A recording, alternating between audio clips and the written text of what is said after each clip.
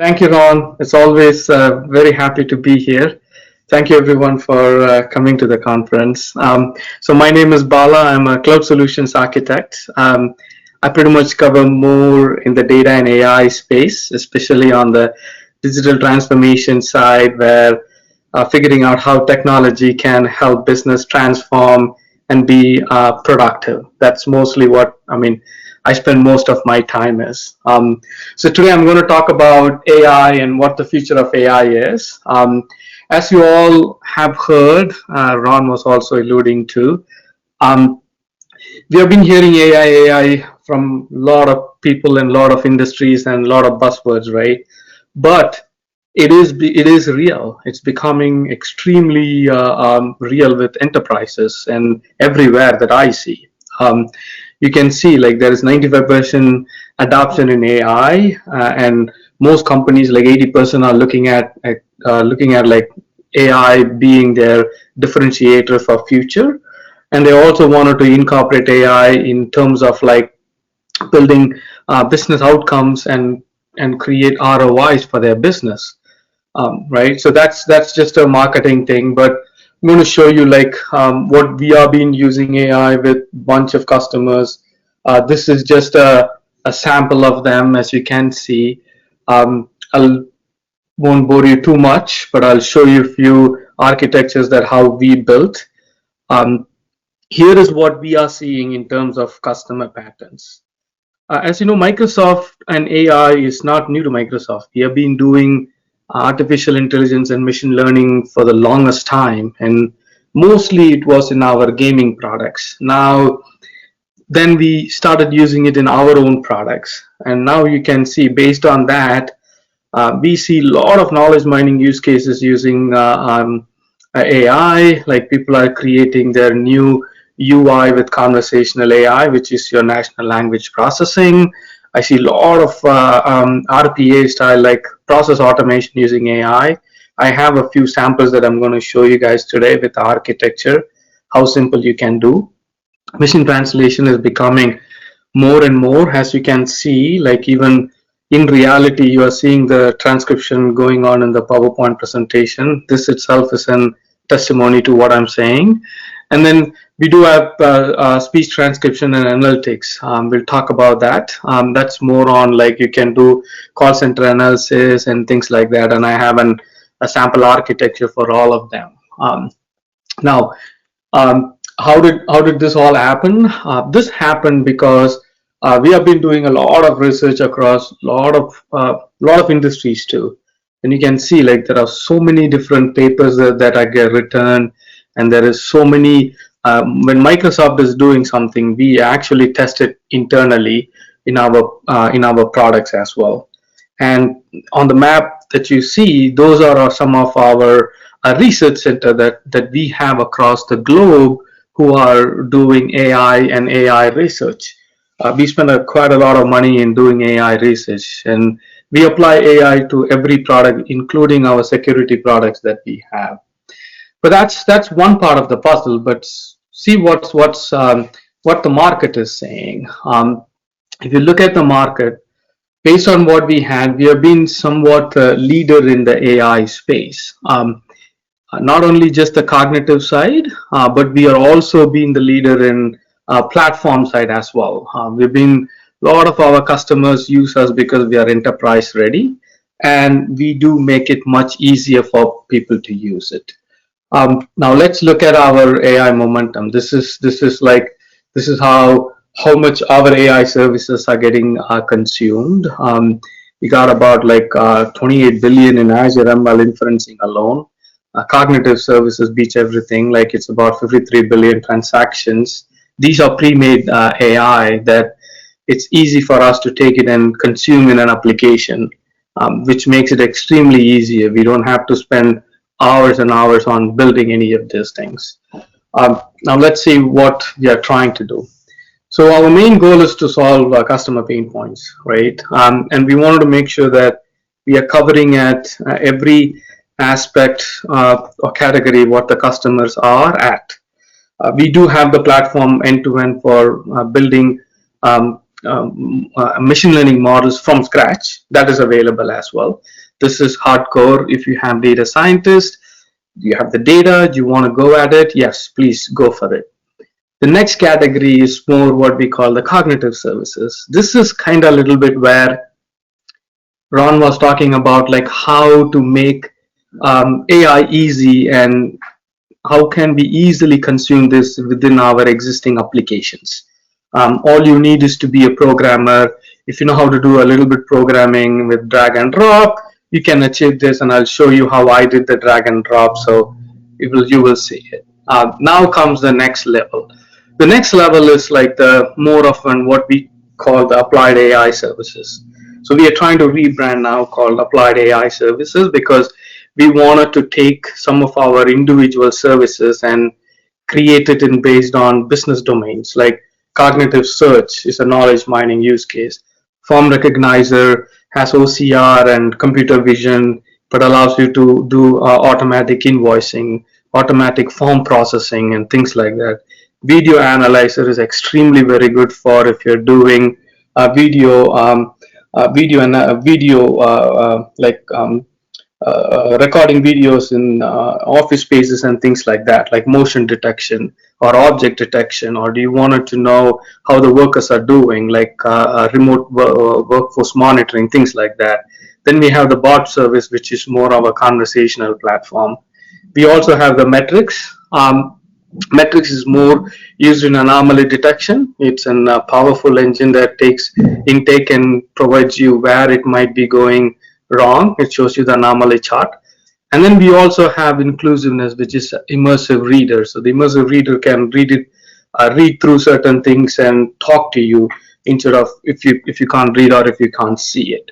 So we do have a lot of variety of capabilities. Now, how this all comes together, this is our major our AI platform itself, from bottom all the way to the up. In here, there is something new that I'm going to talk to you guys about after I talk to you about the regular AI services, which is what we call OpenAI.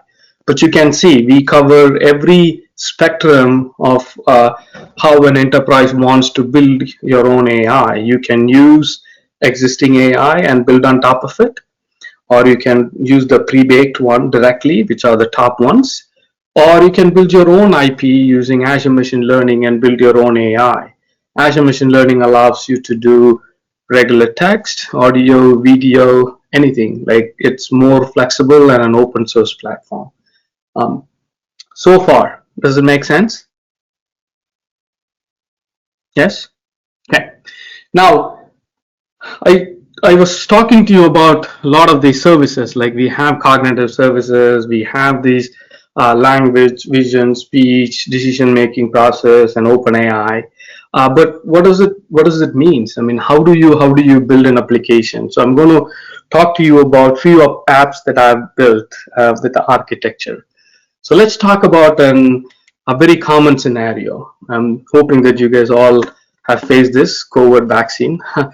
But as the industries and offices are trying to open their offices, there is becoming a mandate that we wanted to make sure that employees are vaccinated, and you want to verify that. And we all know in US at least we get that card, a return card. So this is a very simple automated application that you can take a picture and push the image to the storage, and then I use the Power Automate and then send it to our form recognizer to pull up the information about when did you vaccine, what was the dosage, what was the date. Of course, there is PII data in it, which you can also identify by converting it to text and figuring out what the PII is. And then also use custom vision to validate the logo itself. And I'm using Logic Apps, or you can use Power Automate, which is one of our automation workflow tool, and you can actually integrate it. This is purely, you're not building any AI at all. It's just you are incorporating existing AI and building an application that can actually, you can use it. Very simple. storing the results in SQL database, or if you want, you can push it to your existing HR system, whichever process you want it to do. And you get the full control to train the model, because our form recognizer allows you to do your own custom modeling. So to correct errors in the existing AI, you can add more pictures to it and correct it itself. And you can use the custom vision also to improve the logo detection as well. So this is a very simple use case. Now let's look at another use case. This is in how like a call center analytics. If you have, like, I'm sure most of you guys know about call center, and based on the audio that we record and collect, you can actually run analytics and see how a call is going, what is the sentiment on it, and how you can improve the call quality and the customer satisfaction. Mainly you're going after customer satisfaction here, and this also is a simple flow. As you can see, I'm using Logic Apps and getting the call logs, which are usually WAV files, and sending it into our cognitive services. Showing which service is doing what. We do speech to text to get the transcription, and then we can pass it on to sentiment analysis, which allows you to basically pull out what the sentiment is and then store it for a long-term purpose where we can do analytics. So this is another example, like, how AI can get automatically influenced. This is another use case that most, regardless of what the industry is, you're going to use it. The next is like this is something that also is a very common use case, because we have, as organizations, we have a lot of documentations, and if you want to convert from one language to another language, our document translation service is extremely useful. This combines few of our existing services, and what it does is, like, if you specify what languages to convert and provide a storage, it'll convert it to that language and write it. You can use PDF, images, whichever you want. I mean, I tried it with PDF, and it's a batch processing, so I can submit it and I can wait it, so that instead of doing it real time, which might be a little bit expensive, if you can do it in a batch mode, that would be amazing. And the reason why I'm showing you all this thing is, like, these are real practical examples that I've done, I've used for other customers, and you can see like how AI has to be super cumbersome. Rather, we can leverage AI in places where it's easy to consume. Now let's go to what is new with us. So what we did we had Ignite 2 weeks ago, and we released, we had a partnership with OpenAI, but we are releasing a service called Azure OpenAI service. OpenAI is a company who built GPT-3 models. They are extremely natural language processing models, mostly for text-based scenarios. What it does is, like, it can unlock business value. You can prototype extremely fast. And when we build the AI, we also use our responsible AI toolkit. So the AI, the ones which is built is already responsible enough. And it can also scale with our Azure platform. And in that, what we are doing is, like, these are the list of models that OpenAI was building. So OpenAI didn't happen right away. It's been over a couple of years. They have been building these models. This model has about 17 billion parameters that it does and works its magic around. And these Codex models are the new ones, and I'll show you where they apply the Codex model and all. Here is another history of how slowly, gradually AI is increasing. The first ones were ADA, which is simple classification, but the second one, Babbage, is more of a semantic search. It is doing complex classifications. Curie is like more for question answers and very, very hardcore question answer system. And then Da Vinci is the next level, which can easily create content. So mostly, if you're using like an, for example, like if you want to send marketing content to customers, you can use this system to generate very personalized content to individual users and send it in. Now, these services are brand new, so follow up will be like, okay, where do I use these? What are the common use cases that we can use GPT, right? Very useful in the marketing side, like copywriting and creating content and things like that.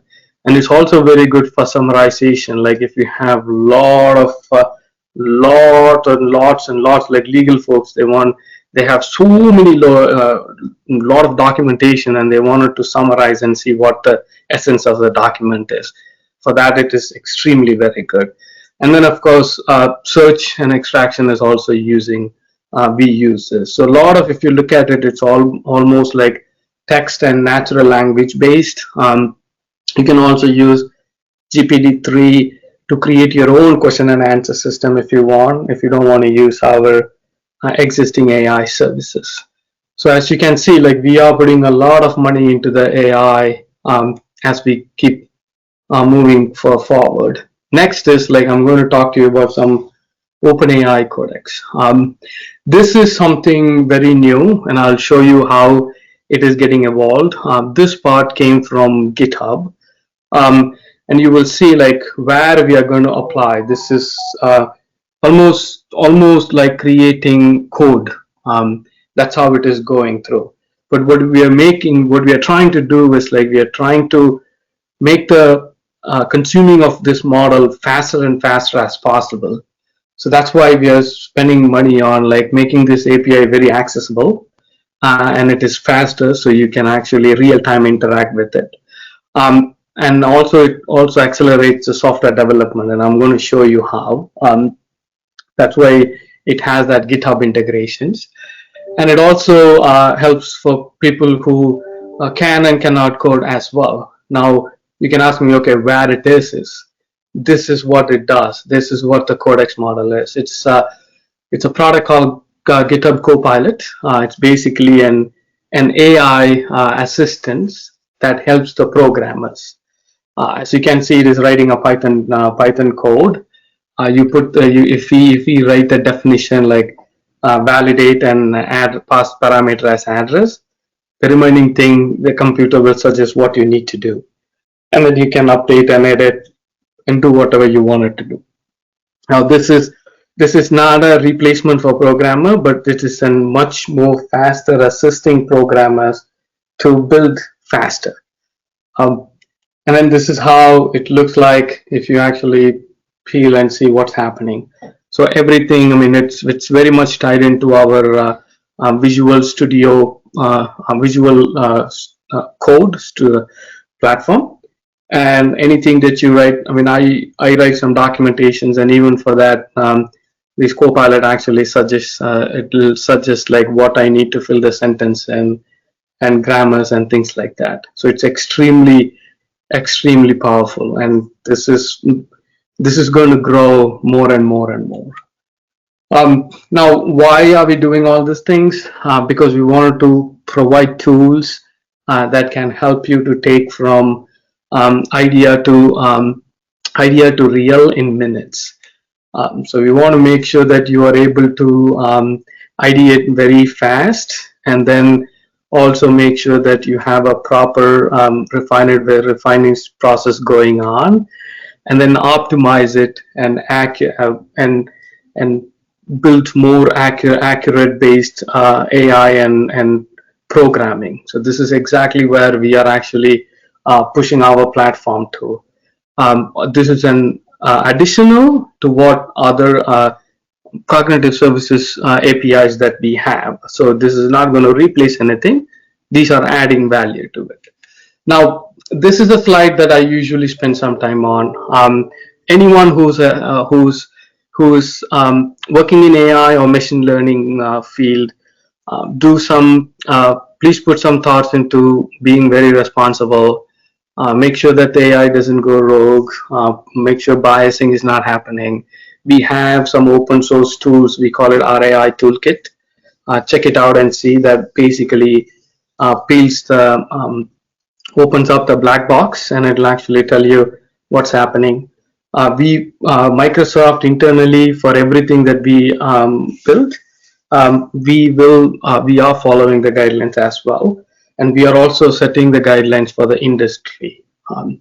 So that's basically what are the new things that we had so far.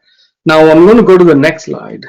This is our flagship slide, and as you know, we have um, not only cloud, we are also into that IoT and AI world. There is a new concept called AI IoT coming up, which is like a combination of IoT and AI working together, because IoT value is seen by implementing AI.